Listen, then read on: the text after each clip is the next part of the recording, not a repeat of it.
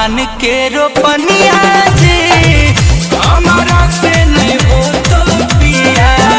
धान के रोपनिया जी हमारा से नहीं हो तो पिया।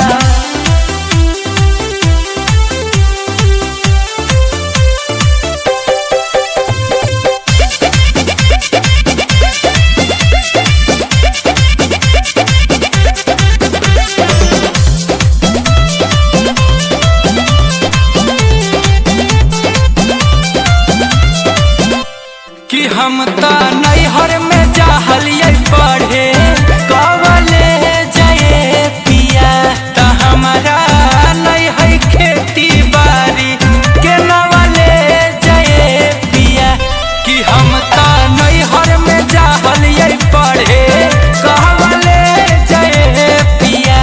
ता हमारा नहीं है खेती बाड़ी के नवले जाए पिया।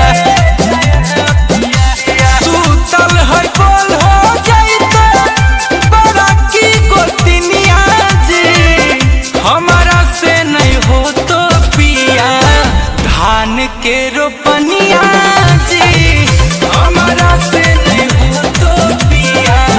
धान के रोपनिया जी हमारा से नहीं हो तो पिया। धान के रोपनिया जी हमारा से नहीं हो तो पिया।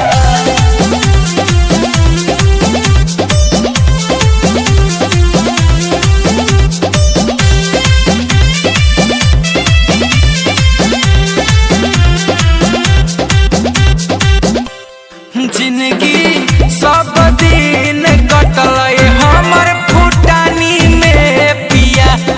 हमर पापा जी के दहेजवा गहल पानी में पिया।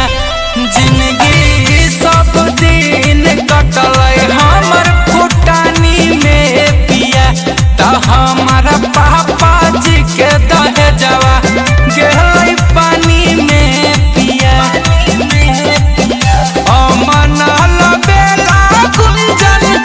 बुझो परेशानिया जी हमारा से नहीं हो तो पिया। धान के रोपनिया जी